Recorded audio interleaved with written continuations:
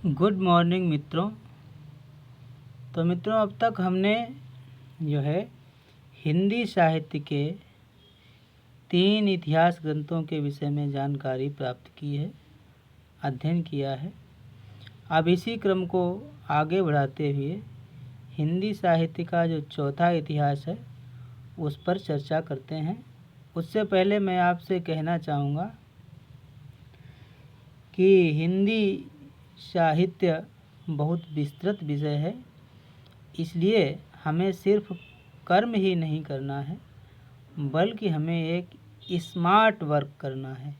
Smart work का मतलब है कि हमें आवश्यक तथ्यों का ही अध्ययन करना है। बहुत चीज़ें लपेटने की आवश्यकता नहीं है। अगर बहुत चीज़ें हम लपेटने की कोशिश करेंगे तो निश्चित रूप से सभी को आत्मसात करने में बहुत कठिनाई होगी। इसलिए हमें स्मार्ट वर्क करने की आवश्यकता है। अब समय न बिताते हुए, समय न गंवाते हुए हम अपने विषय पर चलते हैं। तो चौथा जो इतिहास ग्रंथ है उसका नाम है मिश्र बंधु विनोद, और ये मिश्र बंधु विनोद भी हिंदी में लिखा गया है। अब ये मिश्र बंधु विनोद के लेखक जो हैं वो मिश्र बंधु हैं, अर्थात मिश्र बंधुओं के द्वारा ये लिखा गया है।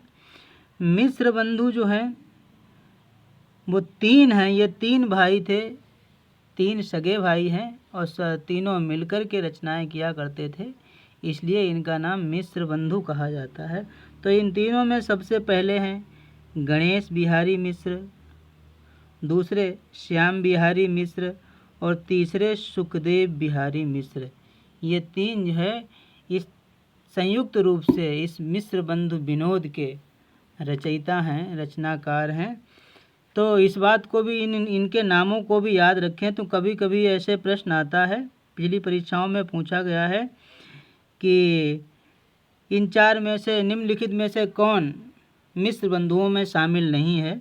तो 3 तो ये दिए गए होंगे, एक कोई नया दे दिया जाएगा, अलग से दे दिया जाएगा, तो आपको फिर बताना होगा कि कौन सा इनमें शामिल नहीं, इसलिए इनके नाम याद कर लेना आवश्यक है। अब हम तथ्यों पर आते हैं। प्रमुख तथ्य जो है इसमें है 4 भागों में विभाजन, अर्थात ये जो इतिहास ग्रंथ है ये 4 भागों में विभाजित होकर के प्रकाशित हुआ है। लिखा है कि प्रथम 3 भागों का प्रकाशन 1913 ईस्वी में हुआ, चौथे भाग का प्रकाशन 1934 ईस्वी में हुआ। तो 2 बार में इसका प्रकाशन हुआ। 3 भाग 1913 में प्रकाशित हुए और अंतिम चौथा भाग जो है 1934 में प्रकाशित हुआ। आगे अगला है तथ्य, कुल 5000 कवियों को स्थान दिया गया। तो आप अनुमान लगा सकते हैं ये बहुत ही बृहद इतिहास ग्रंथ है जिसमें 5000 कवियों को शामिल किया गया, 5000 कवियों को स्थान दिया गया। आगे लिखा है 8 काल खंडों में, 8 काल खंड, अर्थात इस ग्रंथ में ये ग्रंथ जो है वो 8 भागों में बटा हुआ है, या यूँ कह सकते हैं कि इसमें 8 अलग अलग अध्याय हैं। तो कभी कभी अध्यायों की संख्या पूछी जाती है, इसलिए अध्यायों को याद रखना है। पद्धति कौन सी है, अगला है। तो इनकी पद्धति जो है वो लिखा है कालानुक्रमी पद्धति, अर्थात काल के अनुकरण पर इन्होंने पद्धति रखी, समय को इन्होंने आधार माना है, इसलिए इनकी पद्धति को जो है वो कालानुक्रमी पद्धति कहा गया है। अब देख लीजिए अगला और सबसे महत्वपूर्ण इतिहास ग्रंथ जो है वो है हिंदी साहित्य का इतिहास। हिंदी साहित्य का इतिहास जो है इसके रचयिता, इसके लेखक जो है वो आचार्य रामचंद्र शुक्ल जी हैं, और रामचंद्र शुक्ल का नाम हिंदी साहित्य में बहुत ही आदर सम्मान के साथ लिया जाता है। तो शुक्ल जी के द्वारा लिखा गया ये इतिहास ग्रंथ है जिसका नाम है हिंदी साहित्य का इतिहास। इसमें जो प्रमुख तथ्य हैं वो इस प्रकार से हैं। प्रकाशन वर्ष 1929, ये 1929 ईस्वी में प्रकाशित हुआ।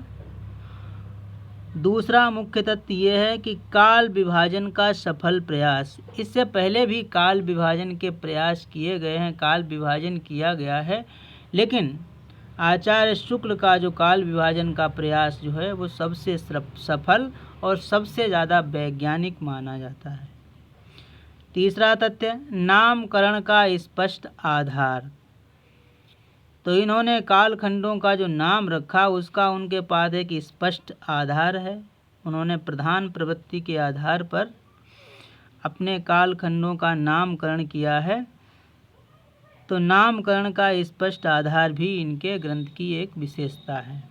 अगला है रचनाओं का साहित्यिक मूल्यांकन, अर्थात उन्होंने अपने इतिहास ग्रंथ में जिन रचनाओं को शामिल किया गया, जिन कवियों को शामिल किया है, उनकी रचनाओं का जो है वो साहित्यिक मूल्यांकन भी किया है। जबकि अब तक के जो विद्वान थे उन्होंने बस कवियों की जीवन वृत्त और उनकी रचनाओं को शामिल किया, उन्होंने मूल्यांकन जैसा कोई कार्य नहीं किया। इसलिए आचार्य शुक्ल जी की ये जो है अपने आप में विशेषता है। अगला जो है हिंदी साहित्य का छठा इतिहास ग्रंथ है और ये है हिंदी साहित्य की भूमिका। और हिंदी साहित्य की भूमिका आचार्य हजारी प्रसाद द्विवेदी के द्वारा लिखा गया इतिहास ग्रंथ है। आचार्य हजारी प्रसाद द्विवेदी भी हिंदी साहित्य में बड़े ही महत्वपूर्ण कवि हैं, महत्वपूर्ण साहित्यकार हैं, महत्वपूर्ण आलोचक हैं। इनके दो इतिहास ग्रंथ हैं। तो दूसरे इतिहास ग्रंथ का नाम है हिंदी साहित्य का आदिकाल। और हिंदी साहित्य का जो आदिकाल है इसका प्रकाशन वर्ष 1952 है। हिंदी साहित्य की भूमिका का प्रकाशन वर्ष 1940 और हिंदी साहित्य का आदिकाल इसका प्रकाशन वर्ष जो है 1952 ईस्वी है। और इन दोनों ग्रंथों के रचनाकार आचार्य हजारी प्रसाद द्विवेदी जी हैं। इसमें द्विवेदी जी में जो प्रमुख तथ्य दिए गए हैं यहाँ पर देखिए। नंबर 1, नवीन सामग्री एवं नूतन दृष्टि। तो आचार्य हजारी प्रसाद द्विवेदी की जो दृष्टि है वो अपने आप में नवीन है, थोड़ा अलग है अन्यों से। दूसरा तथ्य, शुक्ल जी के कई निष्कर्षों से असहमत। ये अपने आप में बहुत बड़ी बात है और बड़ा ही महत्वपूर्ण तथ्य है, इसको आप ज़रूर याद रखें। तो शुक्ल जी के निष्कर्षों पर उंगली उठाना, शुक्ल जी पर किसी प्रकार का आक्षेप लगाना किसी के लिए असंभव होता है, लेकिन हजारी प्रसाद द्विवेदी जी उनके कई निष्कर्षों से असहमत हैं। सातवां इतिहास ग्रंथ है हिंदी साहित्य का आलोचनात्मक इतिहास। इसका प्रकाशन वर्ष 1938 ईस्वी है। 1938 ईस्वी में ये प्रकाशित हुआ और इसके लेखक जो है वो डॉक्टर राम कुमार वर्मा जी हैं। आठवां हिंदी साहित्य का जो इतिहास ग्रंथ है वो है हिंदी साहित्य का वैज्ञानिक इतिहास। और हिंदी साहित्य का जो वैज्ञानिक इतिहास है इसका प्रकाशन वर्ष 1965 ईस्वी है। 1965 ईस्वी में ये प्रकाशित हुआ और इसके लेखक हैं गणपति चंद्र गुप्त। अगला 9वां हिंदी साहित्य का इतिहास ग्रंथ जो है उसका नाम है हिंदी साहित्य और ये जो है वो डॉक्टर धीरेन्द्र वर्मा जी के द्वारा संपादित किया गया है। ये उसके लेखक नहीं हैं, संपादक हैं। तो हिंदी साहित्य जो है वो डॉक्टर धीरेन्द्र वर्मा के द्वारा संपादित ग्रंथ है। 10वां इतिहास ग्रंथ जो है इसका नाम है हिंदी साहित्य का बृहद इतिहास। हिंदी साहित्य का बृहद इतिहास जो है वो नागरी प्रचारणी सभा काशी के द्वारा संपादित है। नागरी प्रचारणी सभा काशी ने इसे संपादित किया। तो अब तक आपने 10 इतिहास ग्रंथों के विषय में जानकारी प्राप्त की है। इसके आगे की चर्चा, आगे के इतिहास ग्रंथों की चर्चा जो है अगले वीडियो में करेंगे। तब तक के लिए धन्यवाद। अगर आप सभी को वीडियो अच्छा लगता है तो प्लीज़ लाइक करें, अपने मित्रों में शेयर करें तथा हमारे YouTube चैनल को सब्सक्राइब करें। धन्यवाद।